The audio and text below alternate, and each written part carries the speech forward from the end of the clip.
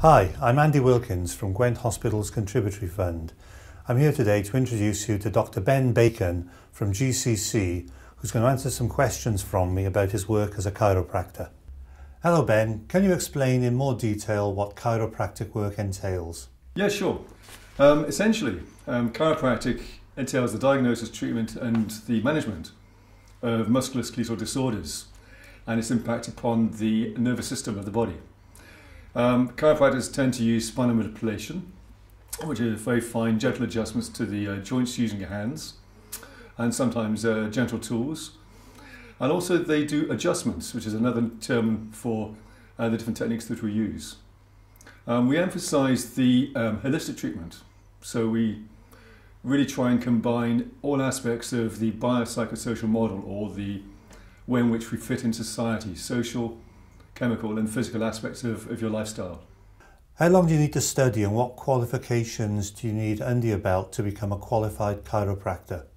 Essentially there's 2 degrees, depends on which university you study from in Europe, and it's either a 4-year or 5-year degree ending in either BSc or an MSc.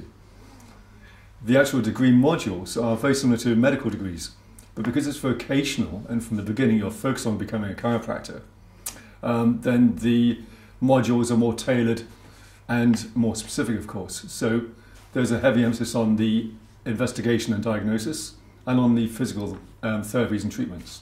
In your opinion, is there a typical patient that comes to you on a regular basis? There's quite a wide range, in fact. We treat everything from newborn to the elderly, but I tend to have an emphasis on the more complex mechanical injuries and the whiplash injuries. And obviously we tend to find the majority of the patients are common or garden back complaints of varying different natures. What causes most back injuries? Well, there's a question. And the problem we have with what causes most back injuries is that there's so many impacts upon that point. We can take the same cause, leaning over, reaching over, stretching, but depending on your own fitness levels, depending on your age, your condition, your sex, depending on your BMI levels, and also depending on what you're doing just prior to that action, has a huge impact upon the outcome. Also, it depends on the speed of recovery depends on aspects at which we can't really judge at that time, which relate to your lifestyle factors. So there's a large variety of factors that have to be taken into consideration for every cause. And it doesn't make it an easy thing by any means. We tend to find that each individual patient needs to be thoroughly examined and really have a very particular patient outcome and treatment regime given to them. What do you consider to be the most common cause of stress on the back? I'd have to say probably postural in all aspects. Our modern lifestyles are no easy thing for us nowadays. We have quite a different lifestyle to our grandparents. They had a very physical lifestyle, they had no cars, they were constantly having to survive to thrive. We have a much more adaptable environment and we're very sedentary. And because of that, we're creating a lot of risks every day. And that just sedentary aspects weakens the joints and creates all manners of injury like tissue creep. Is there a time limit for holding a position before you can do damage? The tissue creep I mentioned is the classic there. The 40-minute rule is very much governed by how long it takes for the muscles and the ligaments to adapt to a position, be it in work or play or on the sofa or over the computer. And that's the critical point. Ben, why are inactive muscles particularly at risk? The aspects of the inactivity, they turn off the mechanics and the muscles response to actually activity. So when you command them to move, there's more than one muscle that's needed to move. When you command them to move, they have to fire off in sequence. If they don't do this, they create injury, but you're not necessarily aware of it until maybe days, weeks, or even months later. This is the aspect of the tissue creep injury that can develop. There's often a lot of talk about repetitive strain injuries, or RSI. Can you shed some light on this, please? And the classics obviously are like the computer, the mouse position, the desk position in front of the computer.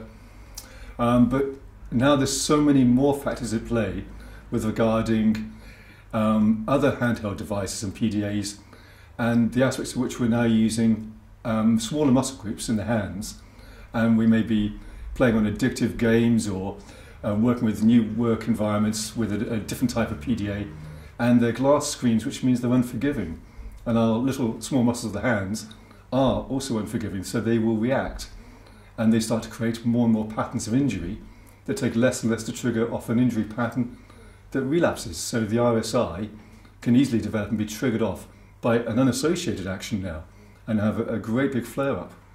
What about injuries and pain that come from trauma and not necessarily lifestyle choices or activities? Well, the obvious one here is whiplash. The big is, of course, when we're dealing with traumatic whiplash, we're dealing with a cervical acceleration-deceleration syndrome. One of the report I've compiled and finalised for publication shows that actually the speed of recovery of a patient being treated quickly, as opposed to one that is delayed for 6 months, gets a much faster response from chiropractic treatment. Now that may sound obvious, but this is the level at which the research, the medical and legal research is at, and they need much more of this, both from my profession and from other professions. Ben, it's estimated that back pain and associated musculoskeletal conditions cost society an estimated £7 billion a year, principally through the 10 million working days that are lost as a result of absenteeism. What are your thoughts on this? It's expensive. The figures are too high now. It's a situation where the employer needs to really address the needs of their staff, and it's not right that they are not looking after the biggest asset, the staff. I think with regard to the aspects of treatment, we can return somebody to work within 1 to 2 weeks. If we can achieve that and they can stay in work effectively and productively, then with a few small changes, there can be a win-win situation regarding the mutual benefit both to the employer and to the employee. Ben, you work with a lot of companies across South Wales, liaising with occupational health departments to encourage employees to look after their bodies in a better way and offer treatment for any problems they may have. But with the current financial pinch, not all companies, particularly SMEs, are well placed to offer such health perks. What would you suggest in this instance? I think all-encompassing insurance packages are valuable and seen as valuable by the employee. But I think only in future the big boys will be able to offer these sort of perks. There has to be more cost-effective and user-friendly products available. And I think in this circumstance we have Gwent Hospital's Contributory Fund offers a very valuable low-cost cash health plan that can cover many aspects of that. And who would think that chiropractic, acupuncture, osteopathy and physiotherapy could all be covered under those sort of cash plans? But they are. And ultimately we are here to help. That's great, Ben. Thank you very much. Some very valuable information. Thanks again.